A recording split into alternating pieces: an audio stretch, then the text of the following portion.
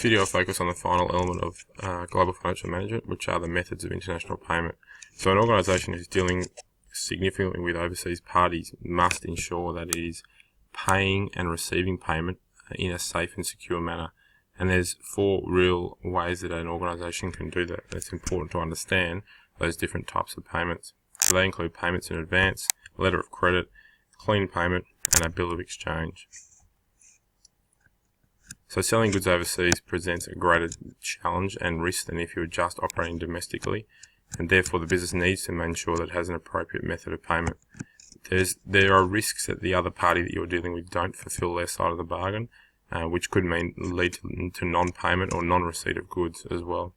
There's a greater risk the business is going to get effectively cheated, as the business may need to prosecute a foreign entity in a foreign legal system, which is just adding an additional layer of complexity to the transaction or to the relationship. So what are the 4 methods? Firstly, we've got payment in advance. So this is where the seller, so the exporter, does not ship the product until it has received payment from the buyer. Now clearly this type of arrangement, the buyer is going to be reluctant to enter into that agreement because they don't want to send the money before receiving the goods. It eliminates all risk for the exporter, but as I've alluded to, it's very risky for the importer. Second method of international payment is letter of credit. So here you put a bank in the middle. So the bank guarantees payment to the exporter as long as the seller meets the conditions that are laid out in the letter. This method reduces risk for the importer and the exporter because the bank really plays a crucial role as a middleman in this particular transaction. Banks are generally more secure and trustworthy than any individual, so the seller is reasonably certain of receiving payment if they provide the agreed product. The advantage for the purchaser is that they minimise the risk of paying for goods that they did not expect or that they did not receive. It's more expensive because the bank can charge a fee, but that expense is offset really by the security and effectively the security of that particular offer. There's a graphical explanation of a letter of credit if you need a bit of extra information, and showing the relationships between the 2 banks, that of the importer and that of the exporter.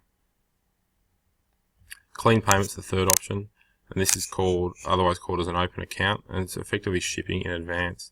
So here the exporter ships the product before receiving payment, so it's really the opposite of payment in advance. So the exporter ships the product and then before they receive the payment from the importer. The importer is buying on credit and does not need to pay at least until the product has been received. It's obviously very risky for the exporter, so while payment in advance was risky for the importer, this is risky for the exporter, but it's very low risk for the importer. Finally, bill of exchange, document that's usually issued by the exporter to the importer, ordering the importer to pay someone, such as the exporter's bank, a specific amount of money at a specific time, so slightly different to a letter of credit. When the bank is satisfied the exporter has shipped the goods, it will transfer the money to the exporter, and the exporter is guaranteed payment if they uphold their part of the deal, and the buyer is certain in the knowledge that they are not paying until their goods have been dispatched. Bills of exchange are very useful because strict international laws have been developed governing their use. So there is an additional layer of security because of the governance that has been put in place over time to support bills of exchange. So as you can see, 4 different methods, 4 contrasting methods. Some benefit the importer, some benefit the exporter, some use a bank but attract a fee for that. That's it for global financial management, and we'll get on to marketing shortly.